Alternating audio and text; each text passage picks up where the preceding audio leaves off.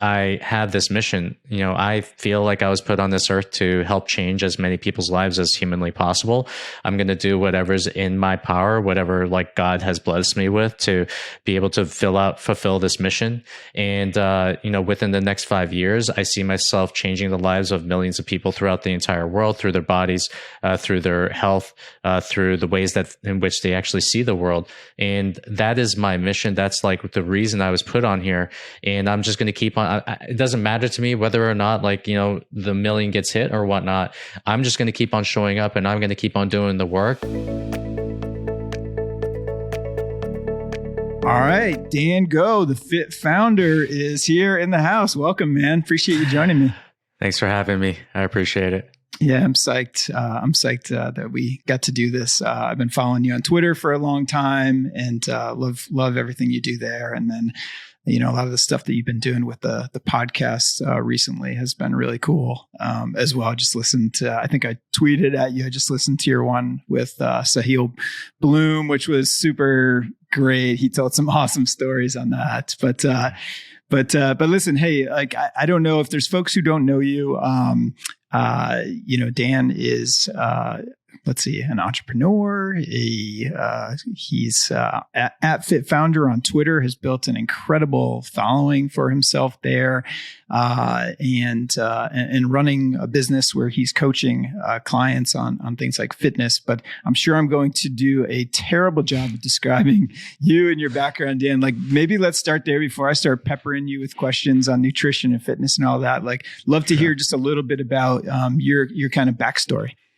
For sure. So I help high achieving entrepreneurs transform their bodies with ease and minimal stress. And we work with people who are crushing business and want to create a body to go along with the success of their business.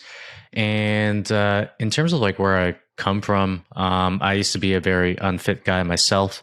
And that was my starting ground, or kind of like, I guess you could say my seed, as a lot of people would say, is like your struggle is going to be the thing that you end up helping people with, or your biggest struggles. Yep. So I was like a high school dropout. I was not necessarily having any purpose in life. And my normal day to day would be, during the day, I would sit down, I would eat a bunch of chips, and I would be on the couch playing video games. And then at night I would chill with my friends, probably partying, getting drunk, and doing some form of drugs. And it wasn't necessarily until I got one of the biggest wake up calls in my life, which is my mom passing away. And there was actually two things. One was, I remember in terms of like getting myself fit, I was running down the basketball court, and then I felt like a jiggle on my chest, and I was like, oh shit. And I went into my mirror inside my bathroom, and I was like, oh crap, I got man boobs. So that was like my first signal. So I did whatever I could to get myself in shape, and I did somewhat of a good job of that. And then I really decided to take my life into my own hands when my mom passed away.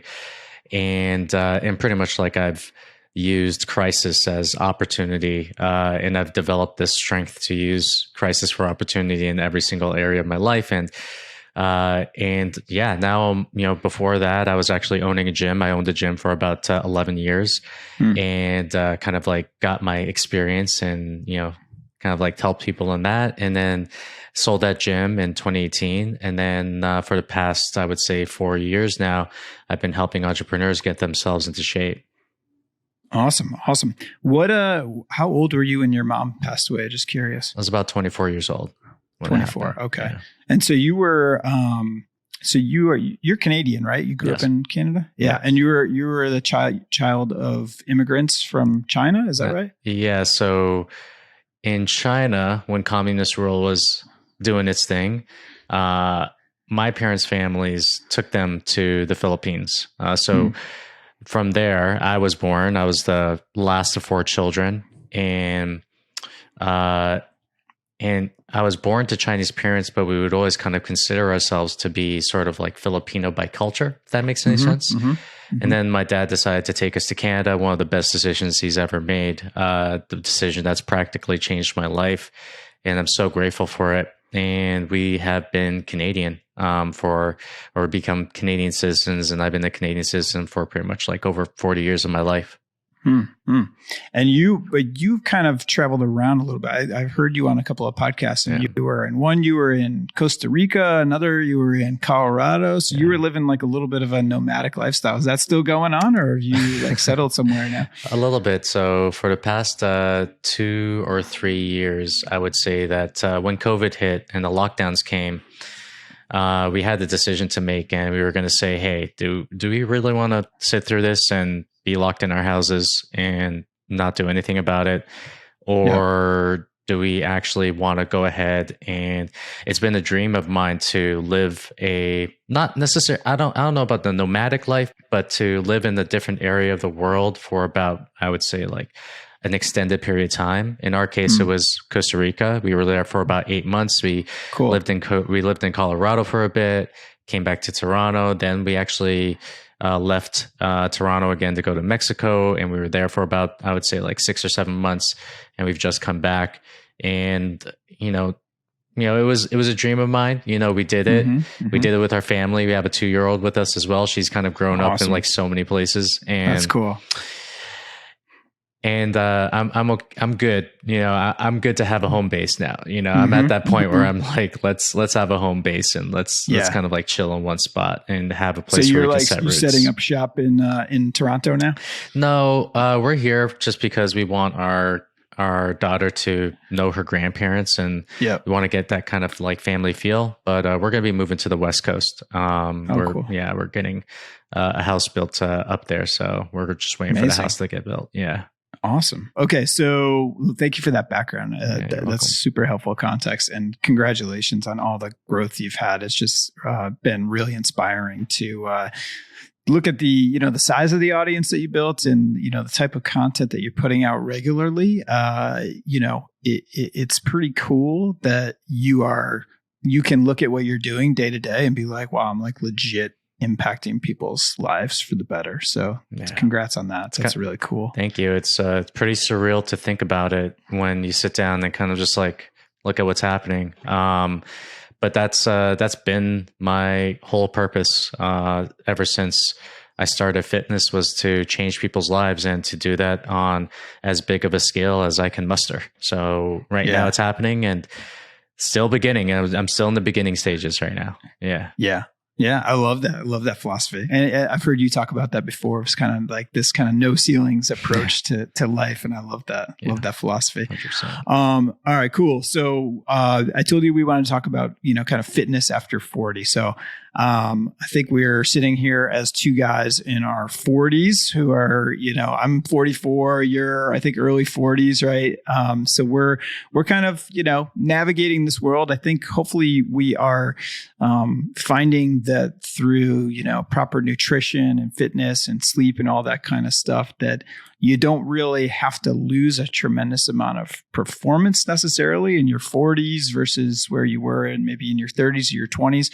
But you probably have to be smarter about it because, your body's just is aging, and it is, operates a little bit differently than it does when you were younger. So let's start with nutrition. As I think about the, listeners to this podcast, I'd like to make it relevant for folks, in this similar age group to us, but maybe even those younger and those older as well, because I'm sure a lot of your principles sort of apply to different age groups. But let's start with nutrition. Tell me overall, like, especially as you work with your clients, curious what your overall philosophy is and kind of how you approach nutrition, generally speaking. For sure. When I think about nutrition, I think about two things. And a lot of people focus on pretty much what of nutrition is like. Okay, so what should I eat? What type of food should I eat? They think about kind of like the what of nutrition. For me, it's about 50% how and 50% what. And for me, the how is what I would call circadian fasting. And I don't want to really put such a label on it, but we want to attune our eating habits and our schedules to our circadian rhythms. And to me, it's really easy. It's like, okay, so your final meal is going to start about 3 to 5 hours before you go to sleep. Your meal before that is going to be about 3 to 5 hours before that. Your first meal is going to be about 3 to 5 hours before that. And if you do need to snack, you can always like snack in between. So what we want to do is we actually want to create a meal schedule that works with what our bodies naturally like to do. That's number one. And also do it in a way that fits our lifestyle and also in a way that mitigates hunger. So a lot of times people will be like, okay, well, I'm just going to skip breakfast and eat at like 8 p.m. at night or whatever it is. And what we found with a lot of people, it's like, okay, you keep on doing this and you think it's working, then why are you trying to lose the same 20 pounds over and over and over again? And what they don't realize is that certain things that you do can actually cause hunger later on in the day. So let's just say you skip breakfast and it causes you to overeat at night. That's obviously a signal that that's probably not working for you. So, there's been this kind of like big debate on whether or not you should eat first thing in the morning or not. But we actually like to say, hey, let's actually just put ourselves on the schedule, follow for about 14 days, and let's see exactly what your body correlates to. And a lot of times people will be like, well, I'm not hungry, at the beginning of the day or at certain times of day or whatever it is. And one of the things that we realize is that you actually shouldn't eat when you're hungry, because like when you eat when you're hungry, that means that you've actually waited too long to eat your meal. You want to actually mitigate the hunger before it actually happens.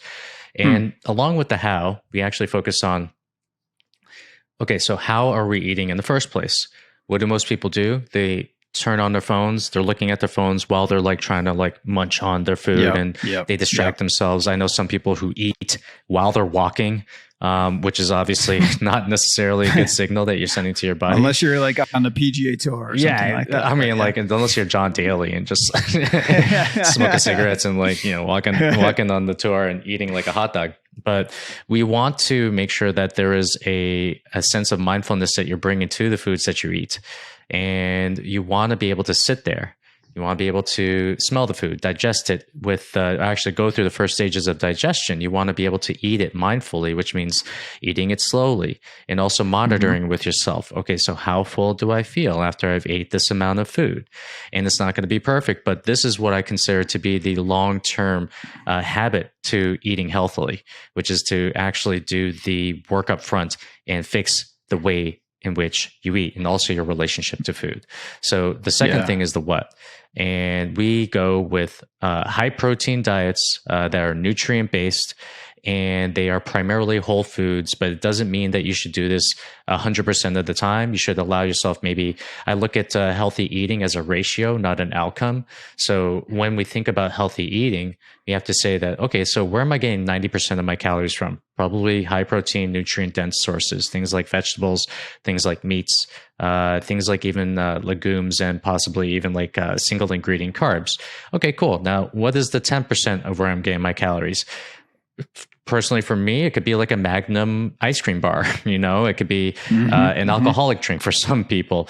But we want to be able to bake in things that they feel that they can do on a regular basis, because sustainability is the thing that matters most. It doesn't matter if you just like lose 20 pounds in like 6 weeks. Like, who cares? If you lose 20 pounds in 6 weeks, it doesn't matter. What matters is that you lose 20 pounds and keep it off for a year, but you can't do that if you're actually doing unsustainable things. And for a lot of people, unsustainable things means things that are almost fighting their lifestyle to a very large degree. So we want to bake in flexibility, but we also want to do it responsibly. And that's what I would say from a nutritional angle. That's what we do and work on with our clients. Now, there's another piece to this as well, which is, okay, so what units are we using to measure what we're doing and whether or not we're seeing results? So what do most people do, especially like entrepreneurs? What do most people do? They if they are going to increase their income, they track their sales, they track their income, they track conversion rates, things of that nature.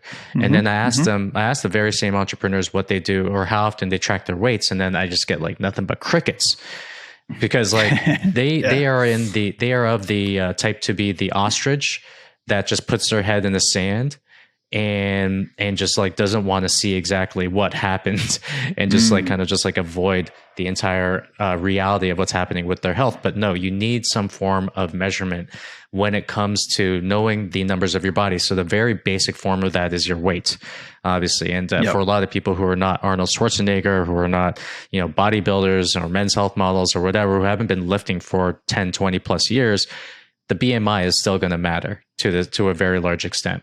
The other thing that we want to track is measurements. You know, what is the measurement, especially of the waistline, because that's the one that matters the most from a health perspective and also from a confidence perspective. And then we want to get some blood work. I just got blood work done for myself, and I'm 42 years old right now. And now is the time where I am very focused on longevity and health. I'm not going to say I'm at the midpoint. I think I'm at like the 40% mark of what life is, right? And I want to make sure that I'm living as much as I can. Or living as long as I can. So one of the things that came back to me was like, okay, my testosterone was at 671 nanograms per deciliter, which was like awesome. I was comparing it to like some other like fitness dudes on YouTube. I'm like, holy shit, I'm 42 and I got like a little bit more testosterone than, you know, X person. I'm not gonna blow them up, but I was like super stoked about that. But what came back as risk was my LDL cholesterol, and one of the things that kind of like popped out to me was just like, okay, well, you know, maybe I'm being a little bit too flexible with my diet at this very moment, you know? So we have to know what the blood work is, and we have to know exactly what the blood is saying to us. So the other one is a DEXA scan that was just getting like your body fat test. So, you know, knowing your numbers is going to help you manage them. And also it's a great way of like scaring yourself too. You know, if you really want to like spur yourself into action, do those 4 measurements right now, see exactly what's up with your body. And then that alone is going to make you want to improve, and make you want to improve based on what reality is, not the reality you want it to be. Oh, dude, you give me so many things that I'm curious about now. Okay, so blood work. If you're listening to this podcast and you're like, okay, like this guy's saying blood work, like what would you specifically look for? And is there a service? Do you go to your doctor? Do you use like an inside tracker? Or what do you recommend? You just mentioned the last one, which is Inside Tracker. I use them for the blood work, and that was at the recommendation of Andrew Huberman. And I got my blood work done. Someone actually comes to your house, they take the blood samples, and I got back the blood test, and it showed me pretty much like what all my numbers are. Now I'm not going to sit here and tell you that I am an expert on blood work whatsoever. This is something that we would actually get a doctor to look at. This is something that you would actually use in conjunction with your GP.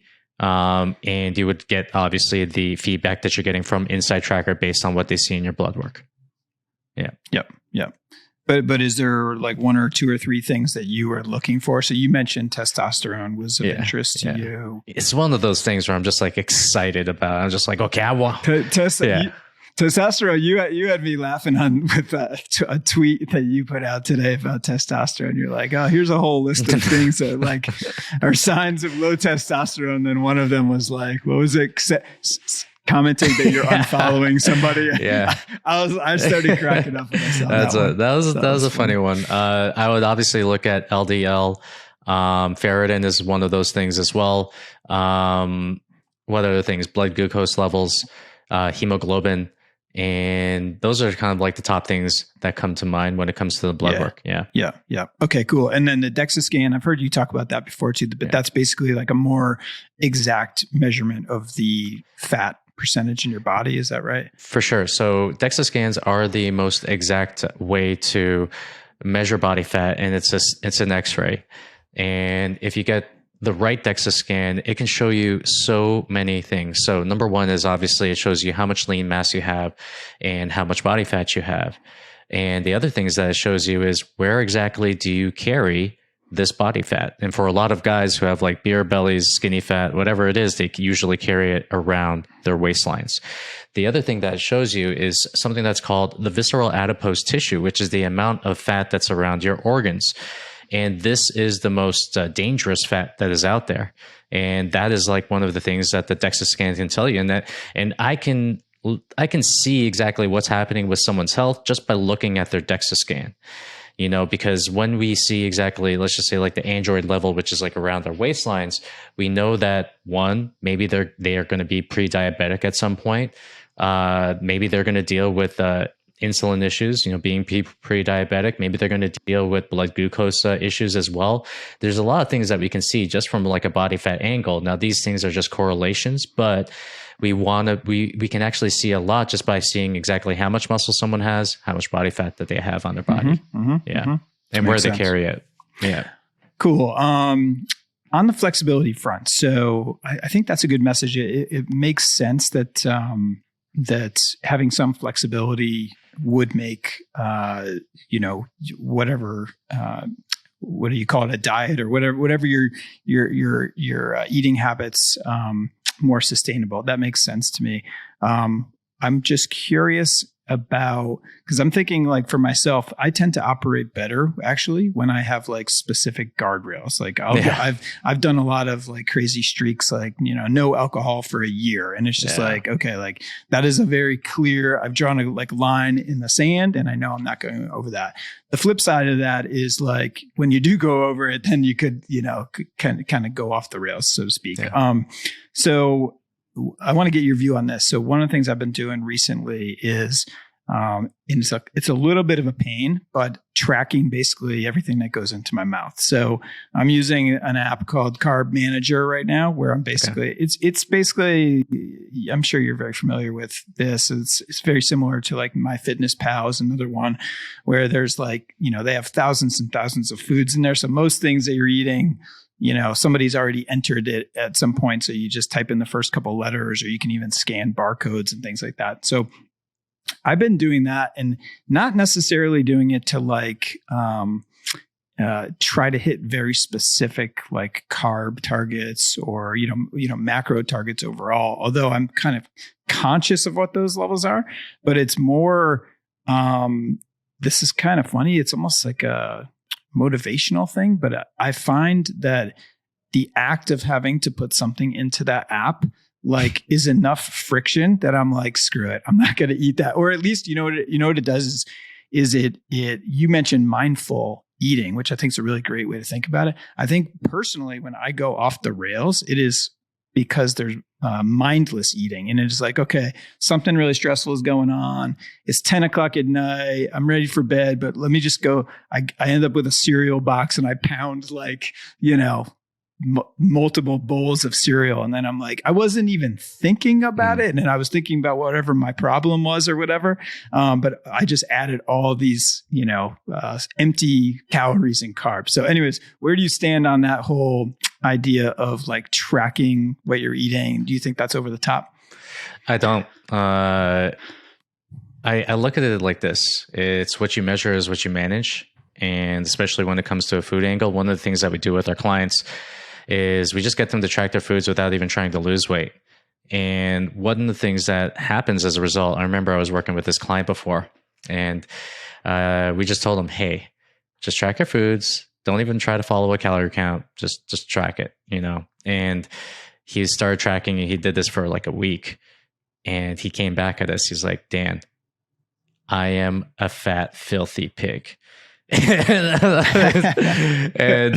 we were like, no, it's okay. You're good. This is just the way that you're eating. But what it does is, what he realized is that it gave him an awareness of how much food he was putting into his body and the density of calories that came along with the foods that he was putting into his body.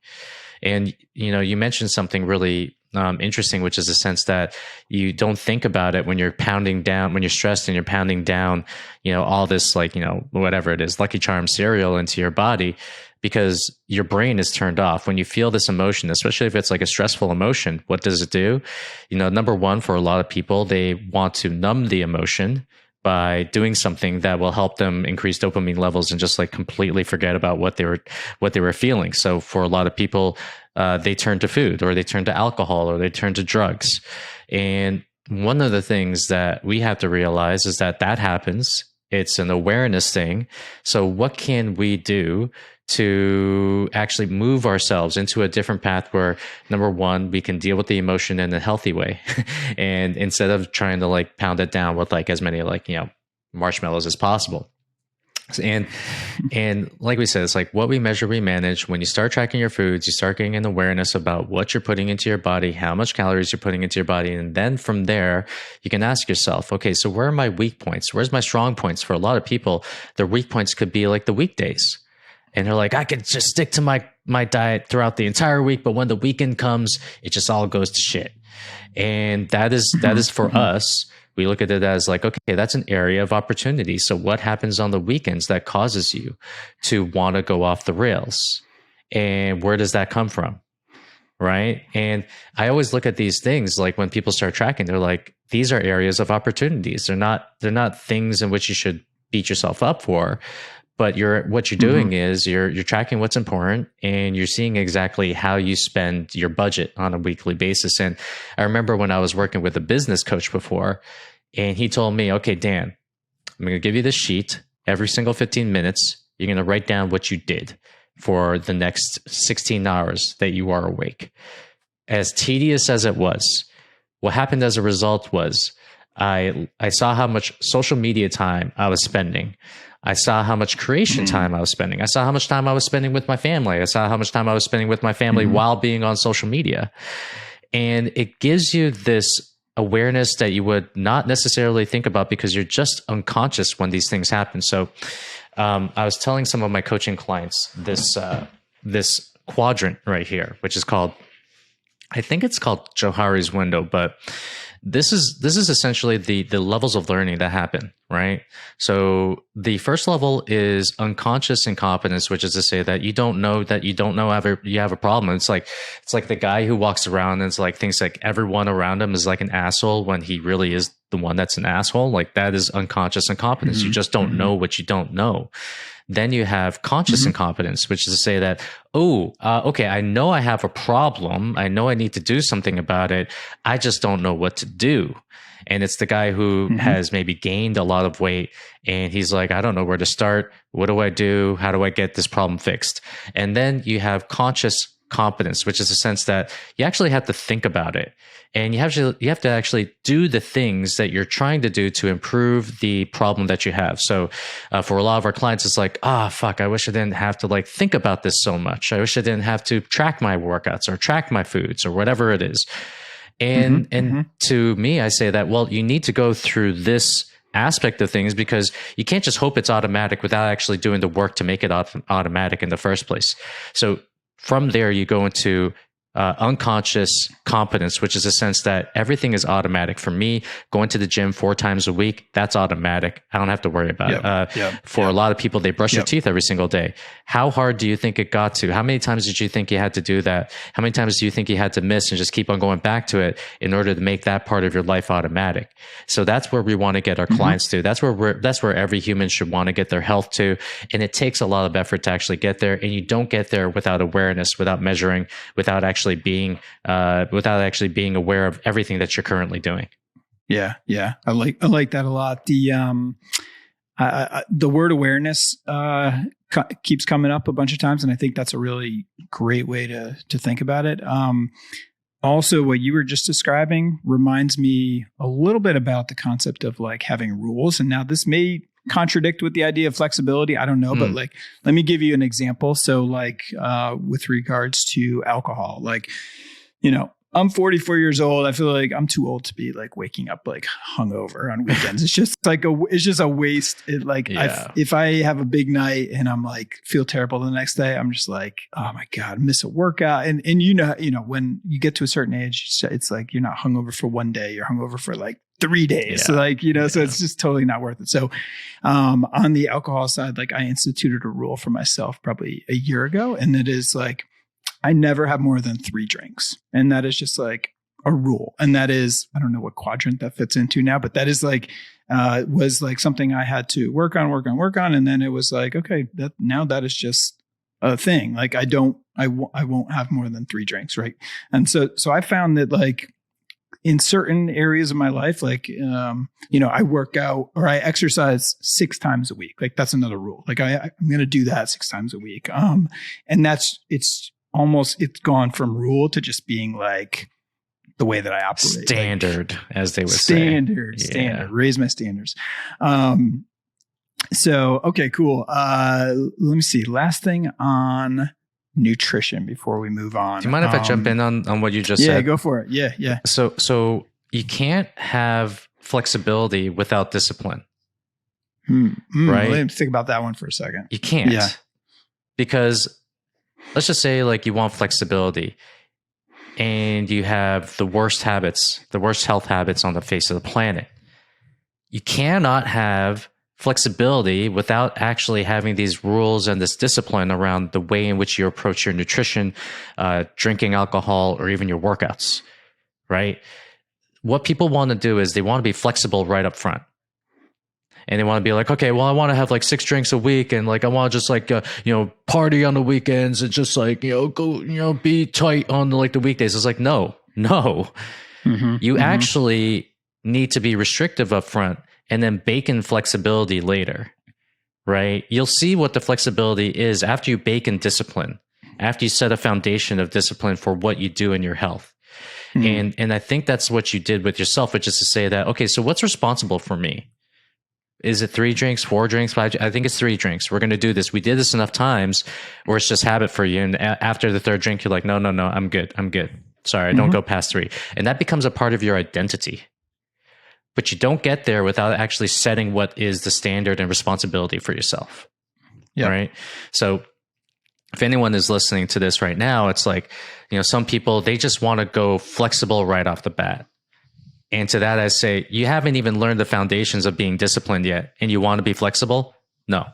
Be disciplined first and then see what flexibility looks like to you later on. Love that. I love that. Yeah. Okay, cool. All right. So let's move on to fitness. Fitness is obviously a real area of expertise for you. And I want to get your views on a lot of different things here, but let's talk about, again, kind of overall philosophy on fitness. Let's say you're working with an entrepreneur and they're like, okay, I'm out of shape. Either I'm overweight or I'm skinny fat. That's a term you use a lot. Where do you even start from a fitness perspective? And just tell me about that overall philosophy again. For sure. So we meet them where they're at first, right? The program that I do on myself is not the program that another entrepreneur would actually do on themselves.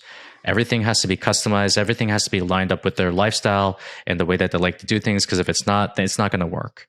And the way I kind of like look at it as like, what is the minimum effective dose that they need to get the results that they want? Whether it's like build muscle, have more energy, increase VO2 max, whatever it is that is their goal. What is the minimum effective dose? Because you start with that first. You start with the minimum effective dose because you can always add later on. But if you try to go with the maximum effective dose and you try to like put a 2-hour-long workout on them, or you try to get them to run 5 kilometers right off the bat, what's going to happen is that probably their body's going to break down, probably going to get injured, probably going to mess themselves up, set themselves back. And it's a lot harder to actually pare down than it is to add things as you go along. So what I mean by that is if you have the minimum effective dose, then you can add another exercise on there when you get used to the minimum effective dose, because you're still getting the results that you want. And then let's like eke up the intensity a little bit. Let's make it a little bit harder. It's what we call progressive overload in the fitness terms. We just like eke it up a little bit harder, make it a little bit more intense, but not in a way that's not going to fit what you can or can't do. And in this way, what happens is that you kind of like level them up very slowly. And I look at it from a video game perspective. If I were to start a game on, say, easy mode, sure, I'm going to get killed a couple times. That's fine. But I'm going to get to a point where this stuff is pretty easy. Then we set you up to medium, right? Once you get to medium, then it's like, okay, you're going to get killed a couple times. You're going to find your way. And then things are going to be easy as you get better along at it. Then you keep on going up until you get to like Hall of Fame mode or like whatever it is, right? But you don't start at Hall of Fame mode and think that you're going to get the skills required to crush Hall of Fame mode. You actually have to start at easy first. And that's what we do with entrepreneurs. When it comes to fitness, start with the minimum effective dose, with the limited amount of exercises, even the limited amount of time inside of the gym. And for some entrepreneurs, that may look like 15 minutes every day. For some entrepreneurs, it may look like 30 minutes every other day. For some entrepreneurs, it may look like an hour Monday, Wednesday, Friday. But we work with where they are, what they're already doing, and the level that they're at first. And we don't try to like throw on any kind of cookie cutter type of stuff on them in terms of like where we think they should be, because like you can always improve yourself from the minimum effective dose. But if you start with the maximum effective dose, that may actually overwhelm someone, cause them to quit altogether. Yeah, I like this idea of progressive overload. And I think especially if we think about within the context of what we're talking about in terms of this, like fitness after 40 crowd, I think one of the biggest potential problems with trying to stay fit, into, middle age is basically just the risk of injury and getting hurt. Like you get hurt, like, I've had dealt with some sciatica about 10 years ago, I had a shoulder injury. Like you get hurt, like it screws you up. It screws up your ability to really get in those workouts. Right. So like, okay. So I'm interested in your views on like injury prevention generally, but also like it'd be interesting to hear you talk about like, what does this kind of mix tend to look like between cardio and strength workouts? And I know again, you don't want to like talk it, cookie cutter terms here. So like, if you want to use an example, use me as the guinea pig here, but I'd be interested to hear your views on that. Cool. The first question, which one, what was that? It was the injury prevention. So let's start with injury prevention first. So when you're 18 to about 35, the levels go like this. It is results first, injury prevention second, right? After 35, it goes opposite. It is injury prevention first, results second.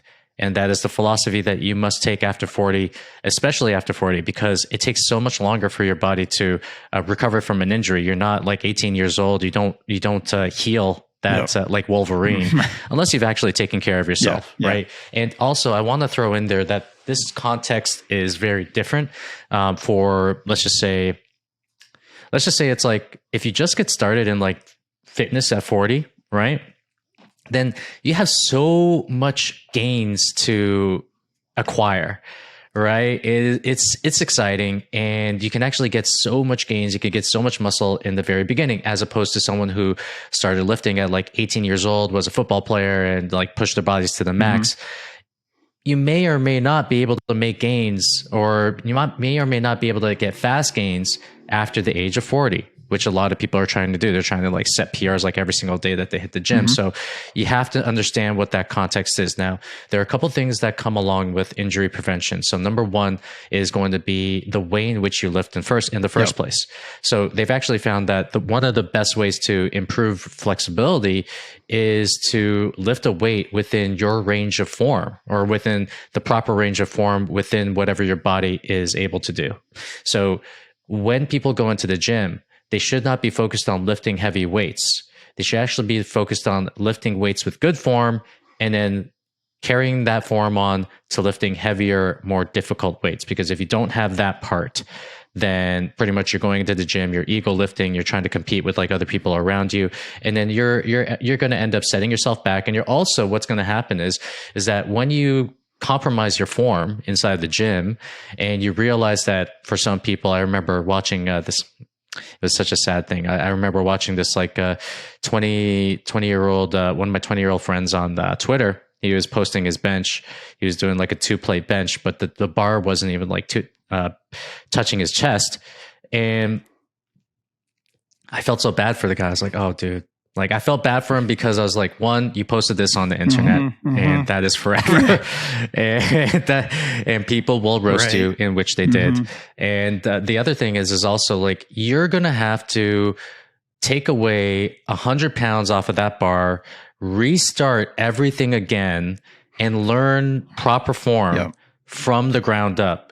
You could have done that from the beginning and it would have been a slower process, but no, you chose the ego lift and you probably chose to like set off some, major injuries inside of your body to cause you to go further back. If only you had used proper form in the very beginning, you would not have to go through that. It's actually a waste of time. You just wasted about a year off of your 20s, which is huge because your 20s are kind of like one of your best building years ever. So proper form is the main thing. And then afterwards, slowly, incrementally adding weight to that. Now, there's a couple of things that I would add in there as caveats. So number one, about 95% of the time, especially when it comes to lifting to failure, you want to avoid that. You want to actually leave about 1 to 2 reps in the tank. Okay. You want to make sure that you do that because when you're lifting to failure 100% of the time, it's going to mess up your joints. It's going to mess up your form as well.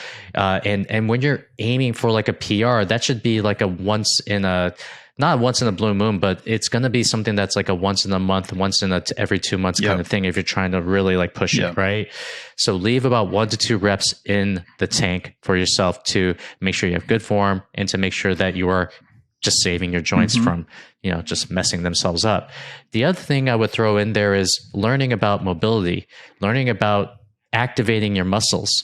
And this is kind of like a little bit of it's becoming a little bit of a controversial topic inside of the fitness circles. Is like, should you stretch before a workout? Should you not stretch before your workout? Personally, for me, I actually like to do a very limited set of stretches and activations before my workouts.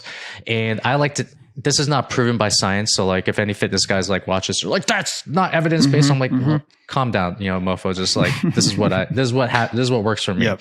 It is to actually activate the muscles that I want to use inside of the workouts and kind of use body weight exercises to kind of like remind these muscles to move. Because a lot of times when let's just say we're doing a squat, a lot of times our secondary muscles can do the bulk of the work inside of that exercise. So what I mean is that, let's just say you're doing squat and your quads are doing most of the work as opposed to your posterior chain or your glutes. Right. So that's why I like, I like to warm up my glutes and kind of like use them to activate a little bit. If it's like let's just say like a dumbbell bench press, I will use push-ups or I will use plate presses to kind of activate my chest, because a lot of times in the bench press, what happens with a lot of people is that they feel it in their shoulders and not their chest, possibly due to their form, possibly due to the fact that a lot of times our chest muscles are I'm not going to call them dormant, but just people forget how to use them. And that's why they overvalue the shoulders in the work that they're doing inside of the bench press. So I like to activate my muscles. I like to do certain types of things like cat cows, thoracic spine activations. I want to I would actually, before I would kind of like do like these long stretches, but I don't necessarily do those anymore. And when it comes to a joint perspective, I like to just incorporate dynamic stretches, mobility into what I'm doing before I do a workout, just to prime my body, especially because of the fact that I do work a desk job, right? I work a desk job. I'm sitting at my desk for 8 hours. I don't want to take my desk body and use it in the gym right away. I want to do a proper warm up. I want to make sure that my body is properly primed and activated before I get into the workout. And I can't do that by just like strapping on the heaviest weight possible and trying to do a lift. How about afterwards? Do you stretch after your workout usually? Or? No, I don't stretch afterwards. I actually like to get my stretching done before the workout. Okay. and kind of just use walking and active recovery to help my body recover. Yep. Now, we did talk about the idea of cardiovascular exercise. Personally, for me, I like to do kind of like a lifting workout one day, cardiovascular workout the next day, lifting cardio. The cardio can look in one of two ways. It can look like an intense walk for about 20 to 30 minutes. For me, I'm actually I talk, like a lot of people think I talk shit about running, right? But I just don't believe in running long freaking distances for the fact that it just like impacts your joints. Yep. because of your joints. So, but I like short runs. I like high intensity interval training type of hill sprints type of things. I like to do it for maybe at most like 14 to 20 minutes just to kind of like get my blood flowing a little bit, just to get more energy throughout the day. That's the type of cardio I like. I don't like doing 5-kilometer runs or 5-mile runs or anything like that. I just think that doing that over the course of time is just taxing for the joints, taxing for the body. And it's like, that's at a certain point, you kind of like lose that benefit that you're getting from cardio, because you're just like pushing yourself to do long distances in the first place. For me personally, when it comes to cardiovascular exercise, I'm doing it for my heart health, for my brain, for my lungs. That's pretty much it. So, and usually, like I say, like every other day I do cardio. I give myself like one day where I do like absolutely nothing, and maybe just do like a walk, or just like be with my family and just, you know, do some active stuff, or just like semi-active, non-exercise related physical activity with them. And that makes sense. So, all right, this is, I'm happy to hear you say some of this, because it's like kind of jives up with what I actually do day to day. So, I'm probably doing strength workouts like 3 to 4 times a week. And I'm big into the whole Peloton like ecosystem, and they actually have a lot of good off the bike workouts. So they, so I'll do some full body stuff with them, and it's all like weights based. Like you're not ever using like extremely heavy weights, but it's like you're getting in pretty good workouts, a lot of, you know, push pull exercises, etc. So you're getting squats, you're doing some, you know, deadlifts, you're doing you're doing like dumbbell press, chest press, you know, stuff like that.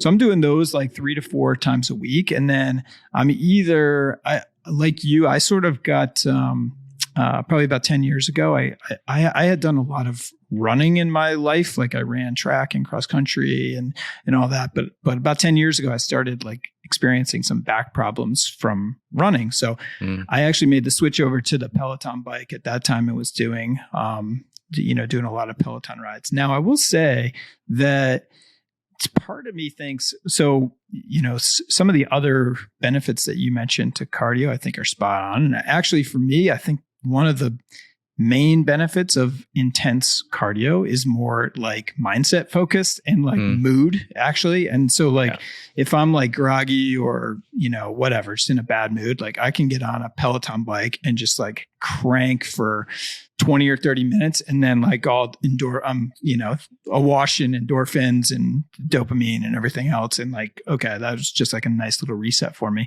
But one of the things that I've kind of just become a lot more conscious of is that like you, I work a desk job, and if I am not intentional about it, I can be very, very sedentary for, you know, days at a time. Like even if I get my 30-minute Peloton strength workout in, but then I go sit at a desk for like 10 hours, basically, that's not enough movement. And I've just recently, added this like steps app onto the face of my Apple Watch, just to be more aware, like to your point earlier around, you know, you got to measure stuff first to like have an awareness. So I have it like right on the face of my Apple Watch now. And I'm like, holy shit, like I am not, you know, the kind of general goal is like, okay, 10,000 steps a day. And I'm like, wow, there are lots of days where I'm like not close to this. So this is very recent for me, but just like the last couple of weeks, I've started to become much more intentional about that, and to go, you know, finding myself out like early morning or lunchtime, like just, even just walking for an hour and getting those steps in. But I don't know, that's some of the stuff that I'm kind of focused on currently. Yeah, 100%. And I like to look at trends when it comes to the steps as well, right? So a lot of times we can get bogged down on the day-to-day. And one thing that we do is kind of like live and die by the day-to-day, when the reality is that we should look at the trends of what's happening. Are you increasing your step count? Are you decreasing your step count? And always look at the weekly, monthly trends when it comes to that kind of stuff. Yeah. And yeah, it's like, you know, one of the things that you're doing is like doing what works for you. I kind of like the idea that, you know, if you are feeling a certain way, or if you're feeling low energy or whatever it is, it's like, get out there, do some form of cardio. It's going to set your brain on fire. One of the things that I've been doing lately has been putting my cardio at the midday. And the reason I do that is like I would go and do work from about 8 to 12 o'clock. Afterwards, I would get my cardio in because there's like this lunch break a little bit. And what I found is that it sets my brain on fire. By the time I get back and I take in my shower and I get back to work, I'm like, all right, like I'm productive. What do I need to do? Right. And that's one of the things about cardio itself is like, it produces endorphins in a way that lifting doesn't necessarily do. Right. Sometimes after a lift, you may feel like, for me, I do what we call power building, which is like we start with a strength exercise, we line it up with bodybuilding exercises. To me, it's kind of like the perfect blend between building an aesthetic physique and also doing some strength exercises to make sure that you're strong. And sometimes after a lift, I'll feel like, okay, well, shit, I just don't feel like doing anything right now. You know, you just feel somewhat lazy. But after a cardio session, I'm like, all right, like, give me something. I want something to do now. I can't sit on my ass and do nothing. Let me bang out my next 2 weeks of tweets now. Yeah, exactly. It sets your brain on fire in such a good way. And I was actually having a conversation about this with Adam Lane Smith. He's the attachment coach. He's on Twitter. He's on TikTok, all this kind of stuff. I was doing a podcast interview with him. One of the things that he gets his clients to do, we were actually talking about anxiety. And if his clients are actually feeling anxiety, what he gets them to do is, all right, like, do 30 jumping jacks right now. All right. Do 20 push-ups. All right. Go back. Do jumping jacks. And what he says is he gets your levels down to a 0 or whatever. He gets you down to a physical exhaustion level of 0. So to the point where you can't even fucking do it anymore. And then what happens is he asks them, okay, so cool. How do you feel after that? And they're like, oh shit. Like, I'm good. He actually does. He did this with a guy who had just, who had been broken up with by his girlfriend. And obviously that can be very disturbing to a lot of men. And he got him to do that. And afterwards he's like, I'm pretty good. I'm going to go see my family right now. And I'm going to go and start to work out in the gym and just kind of like, I'll figure this thing out. And that's especially with what we're seeing right now in terms of like the mental health pandemic, we are seeing mental health declining, especially in the West.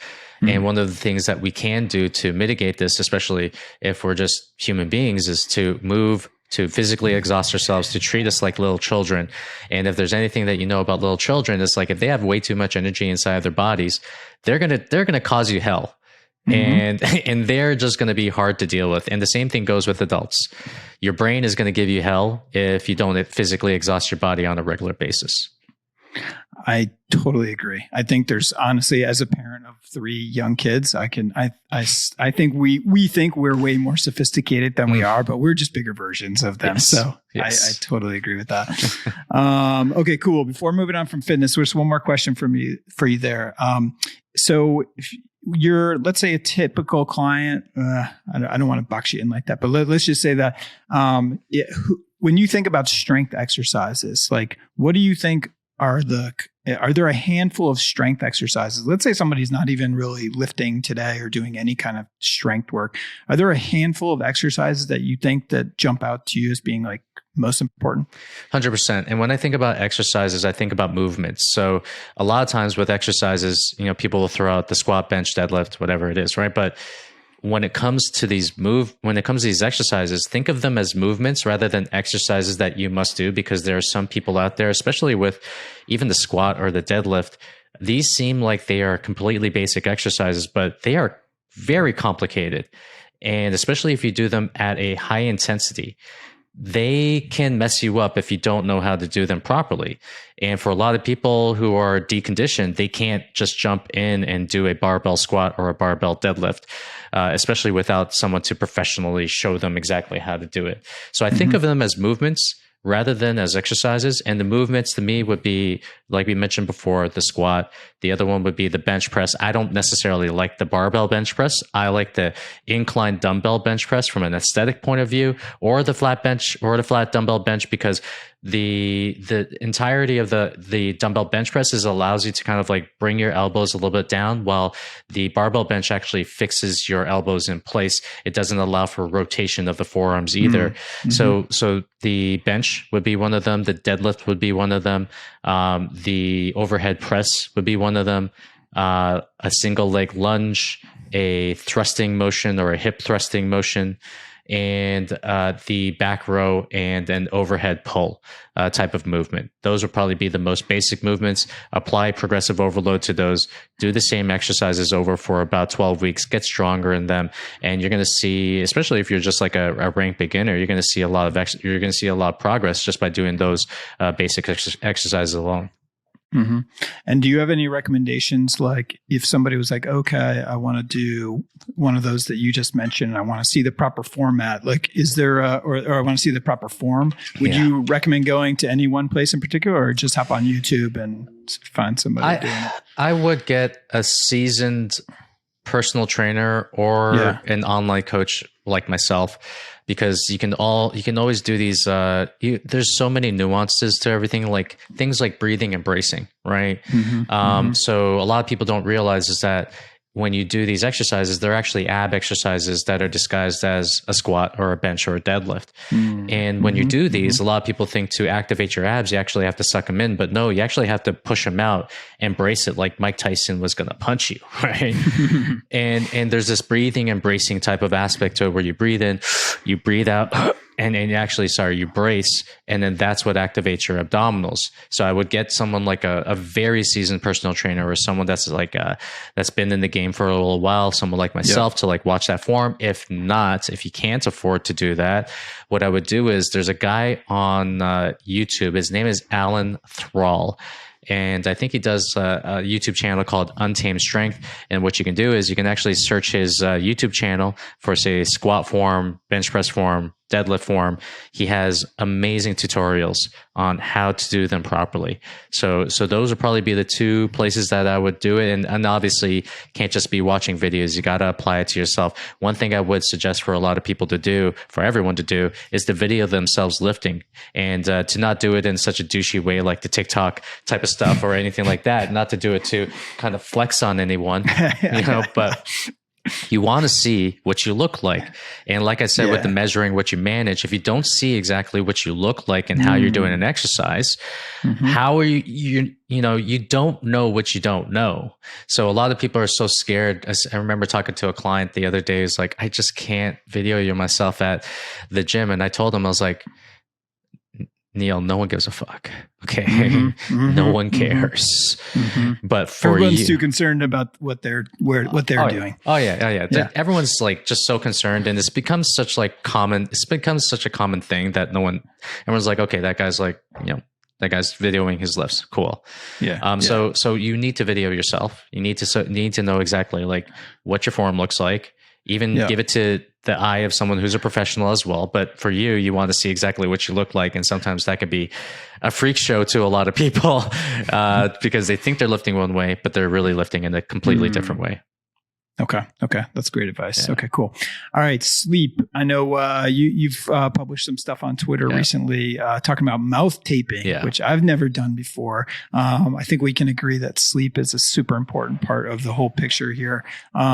Any recommendations you'd have for folks when it comes to sleep? Yeah. So I have a specific 3-step sleep formula, and I believe it's called the ERS formula. So it starts with environment. Right. Environment is the invisible hand that will create your results. And if you can set up your environment is already evergreen.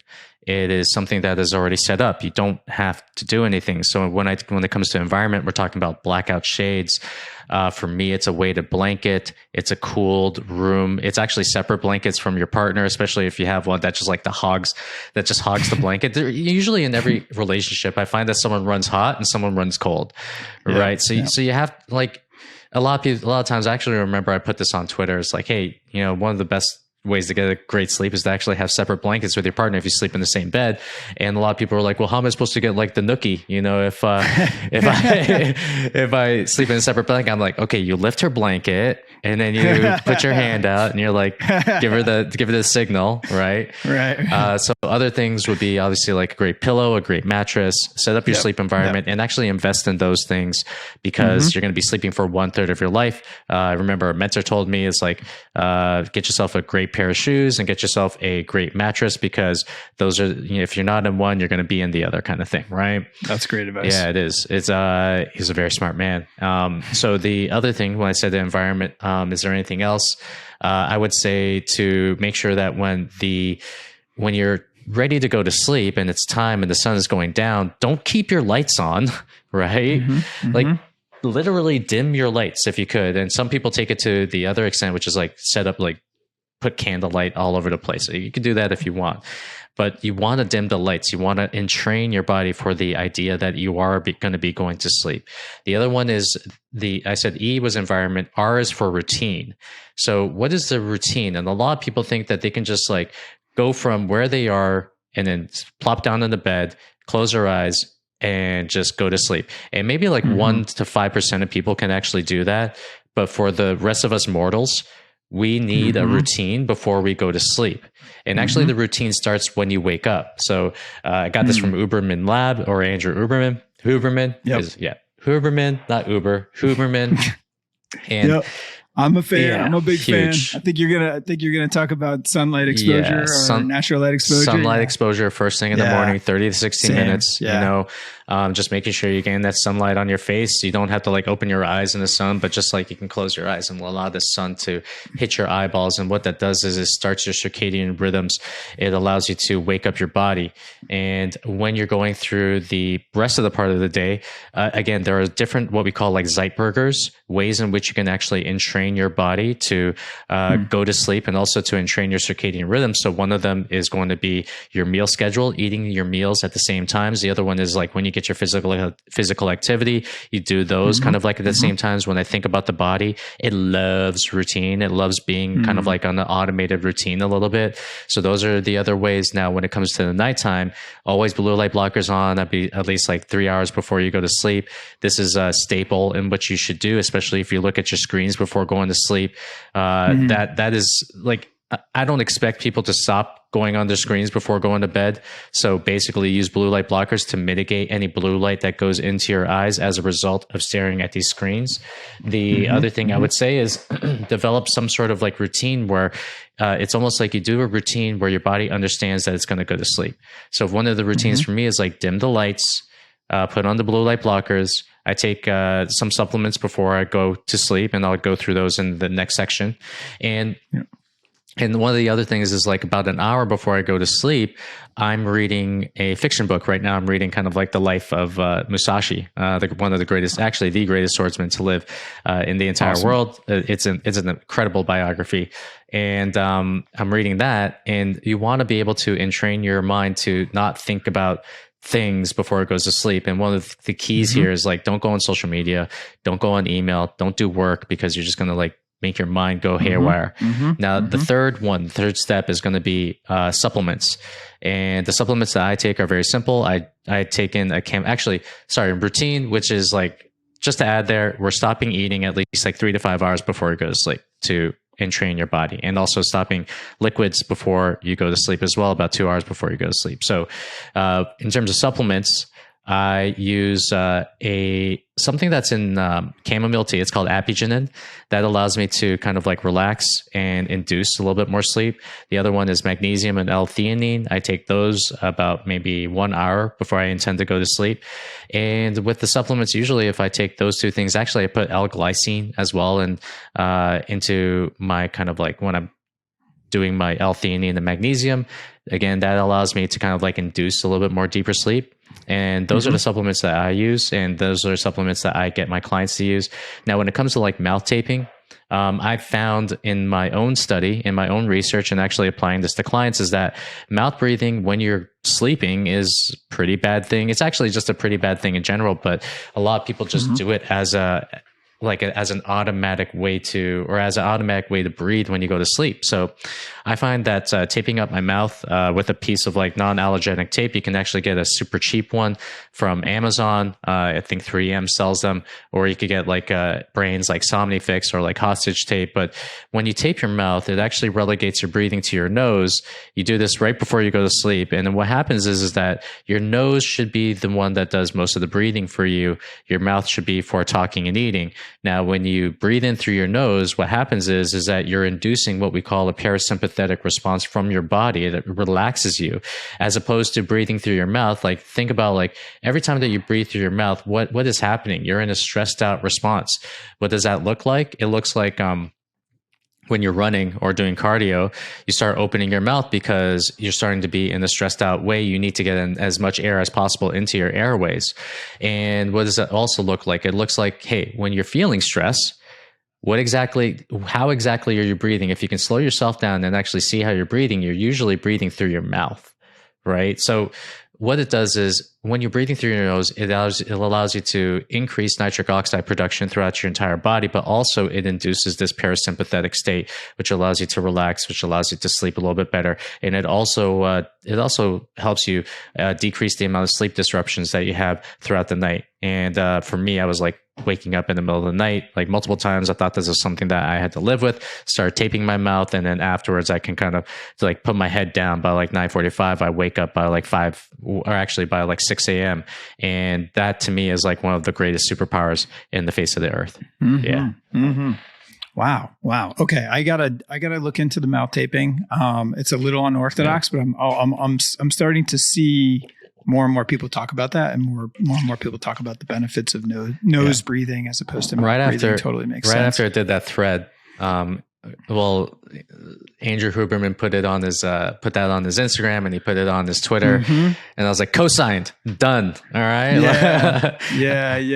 I don't want to seem like the biggest fanboy, but I do respect his work, and I respect him as a person. Same. For sure. Yeah. I've picked up a lot of things from him, and it's my sleep routine sounds really quite similar to yours. On the environment factor, I've introduced 8 sleep into the equation. So it's, kind of like a cooling system for your bed. And it also like tracks your, some of your sleeping metrics and things like that. So, I don't think it's 100% necessary, but I like it because I do tend to run hot. And also it's got like adjustable temps. So you and your partner can have different temps. So I've enjoyed that. Nice. And on the routine front, I totally agree with everything you've said. I'm not a big blue blocker wearer, but I have some, and I need to start breaking those out. It's just a matter of being cool with looking like pretty dorky in front of your partner for the last hour of the day. And then on supplement side, I'm also a magnesium and L-theanine guy as well. And I have found that combination works pretty well for me. But it's such a critical part of our lives to be intentional about and to try to get right, that I think it really does make sense to invest the time and thought into how am I going to really do this, and how am I going to actually get an effective sleep. And when you have a lot of responsibilities during the day and you're a parent and everything else, like if I don't sleep, I notice a decrease in performance from fitness to my level of parenting, right, and my level of patience and things like that. So it's super, super critical. Yeah, 100%. Okay. A couple more things and then we'll get you out of here. So time management and energy management, 2 super important things. I think a lot of the sleep stuff goes into the energy management for sure, but you're a busy guy, you're managing, family, a business, huge following on social media. Anything that you're doing from a systems perspective that you think is particularly effective for you? 100%. So I like to think about the big picture, and then afterwards we fill in the rocks after that, right? So the very first thing is like have a vision for what you want your life to look like. This vision can get like 3 to 5 years out in front. Then afterwards, this year is obviously a building block in creating that vision. Then that's where your goals come from for this year. And after this year is, you create the vision for this year and what your goals are and how you're going to achieve it. Then you actually fill out what the next quarter is going to look like in order to achieve this goal. After the quarter's done, then you're actually going to go. I like to jump into just like the weekly and say, okay, so what do I got to do this week in order to get myself to hit these goals and these quarters? So, and after that, all those tasks, they go onto my schedule. They go onto my Google Calendar, and I like to play a little game with myself. I like to schedule a task onto my Google Calendar and say, okay, so how fast can I get this done? And how fast and how much quality can I put into it to get this done? And my calendar dictates what my priorities are in life. And so I have obviously the stuff that I'm doing for my business, for social media, for creation. I have the stuff that I'm doing for my family. I have my family time blocked out, and I have also my workout times and the times I'm going to be physical blocked out on my calendar. And everything that I do is on that calendar to make sure that I take care of my health, take care of my business, keep growing my business, create for social media, but spend most of the time with my family. I like to think that in terms of time management, it really is about creating these constraints for yourself. And with these constraints, that's where you get really creative. And you say, okay, with these constraints that I created for myself, mine is like 8 to 4. I only work from like 8 to 4. After that, no work. It's all family. If I create these constraints for myself, then okay, so what do I have to get done within this time frame? What exactly am I doing that's taking me away from getting the things that I need to get done? And who can actually use to replace the things that I don't necessarily want to do, or the things that are taking up my time?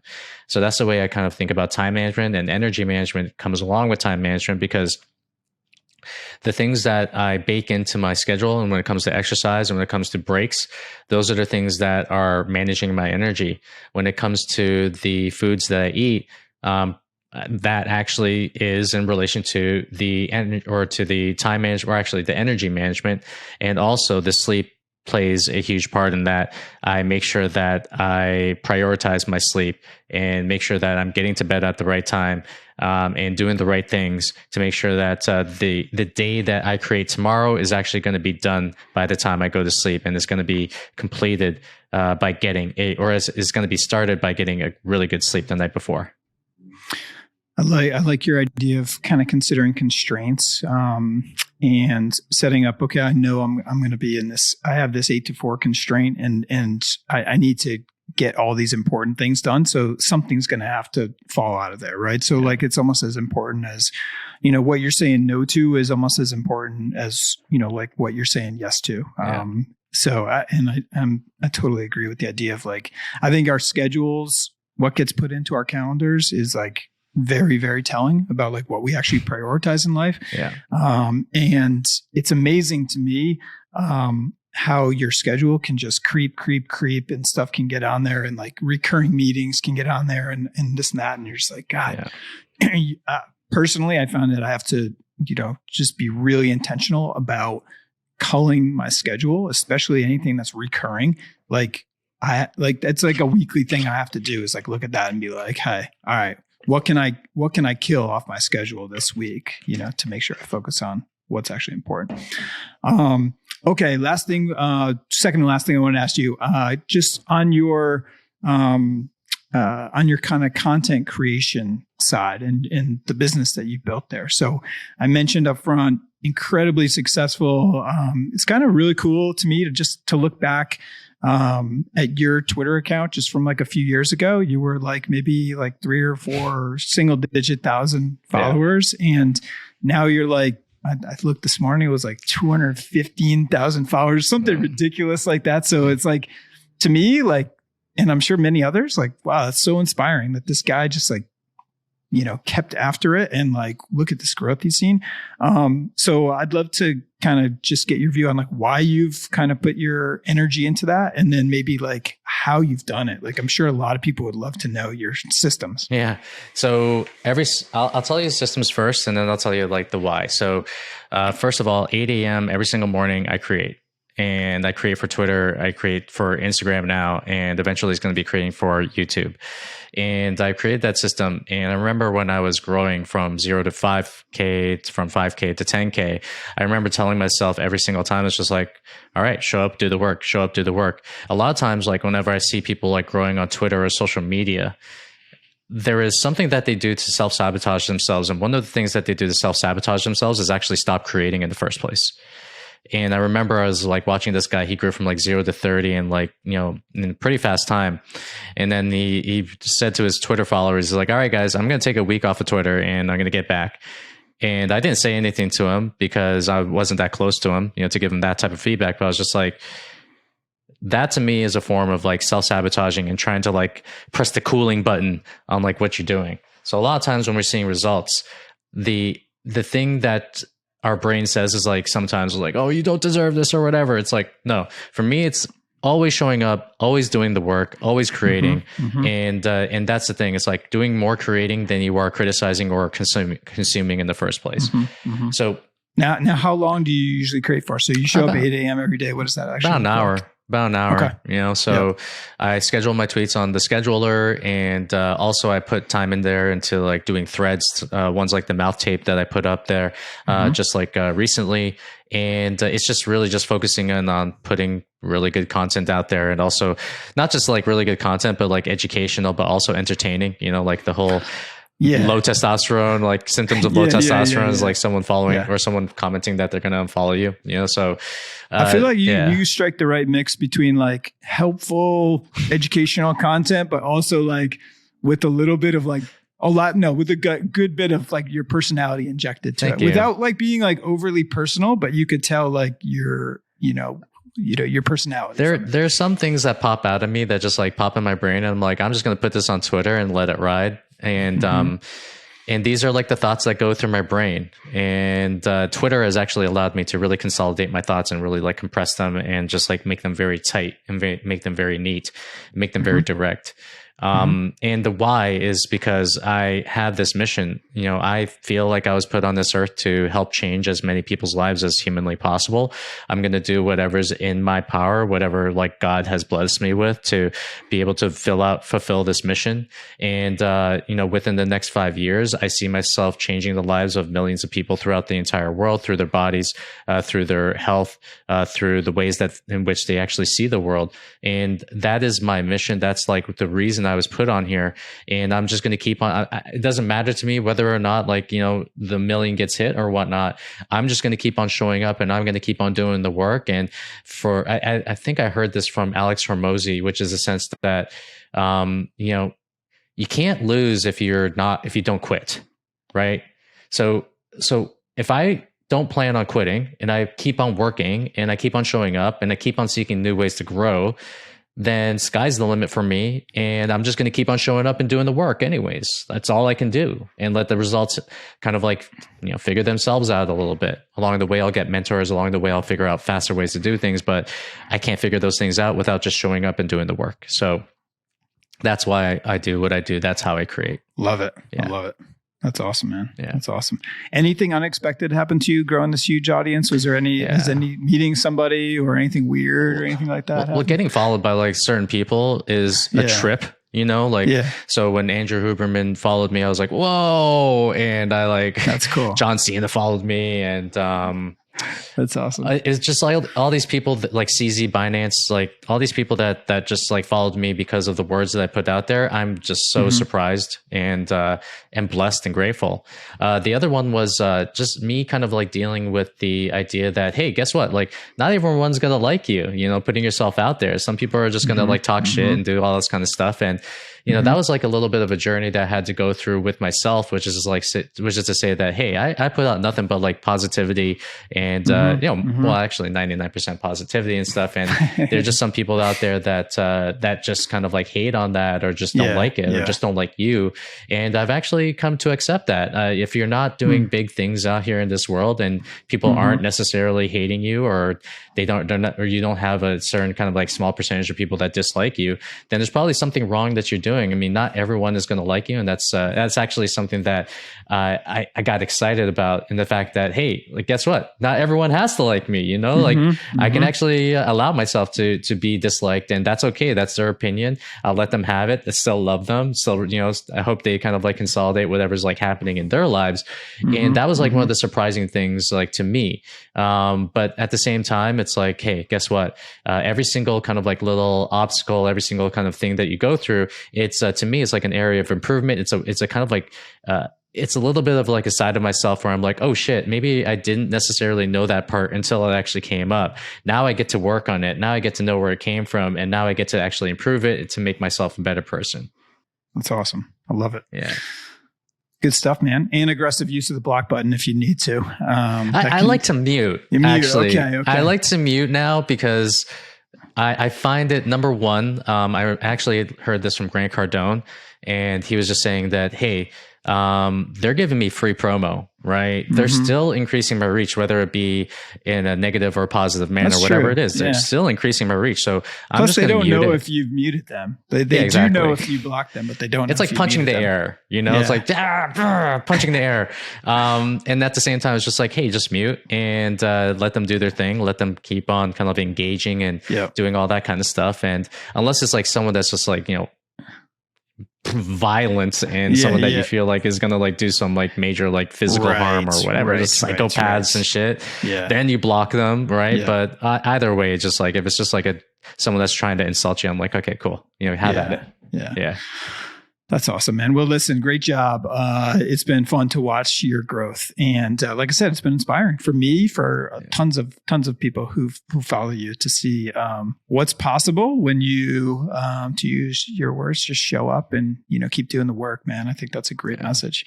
All right. My last question for you, I promise, and we'll get you on your way. You got a lot of stuff to do, I'm sure. Kind of a big question, but it's one I like to ask everyone to close out these episodes. And that is, curious if there's one thing in life that think you've figured out at this point that maybe others are not quite there yet.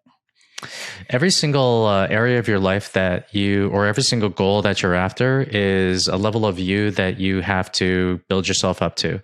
When I was transforming my body, it was like a self-development journey that was hidden amongst this journey of transforming my body, losing weight, getting myself in shape. And you learn so much about yourself, and you have to level up your thoughts, your beliefs, and your actions as a result to get to the goal that you are. You cannot be the same person that you are trying to hit a goal that you never hit before. And this goes with parenting. It goes with finances. It goes with health. You cannot have the same thoughts and beliefs that you had before if you want to reach a new level. I remember talking to one of my mentors. His name's Matt Gallant. I'm going to have him on the podcast soon. And we were talking about business. And he was just saying like, hey, every single level of income of business, from going 0 to 1, from going 1 to 5, from going 5 to 10 million, whatever it is, there's going to be different boogeymans at every step of the corner. And you actually want to possibly mitigate these boogeymans before they come, but at the same time, be ready for them and understand that's just like a next level of new level of thought, belief, and actions that you have to take as a result to get to that next level. It's all a game. So that's probably the thing I'll leave people with, is just like, if you want to change yourself, whatever it is, and you want to be like a greater and evolved version of yourself, then you can't take the old you with you. You got to be a new person. That's great advice. Great advice. All right, I'm gonna think on that one for a while, man. That's a great one to leave me with. Yeah. All right, so I'm sure everybody's going to want to go follow you now if they haven't already. So where can they find you? Where should we point people? Twitter, go to FitFounder. On Instagram, go to DamnFounder. I may actually change the Twitter one to DamnFounder and just like, you know, completely just brand it like that. And on YouTube, just search out Dan Go and should be there. And I really do appreciate being there. How about your podcast is called The Dan Go Show. So just search that on any of your podcast channels. You should be able to find it. Cool. And I'll link to everything that you just mentioned in the show notes. So folks, just open up that app and click on all those buttons and you'll be able to find Dan on all these different platforms. So appreciate Dan, it. This was awesome, man. Thank you for taking the time to do this. Real kind of fun moment for me as someone who's been a fan of yours for a while. So appreciate your time. All right. Thanks a lot, Greg. I appreciate being here.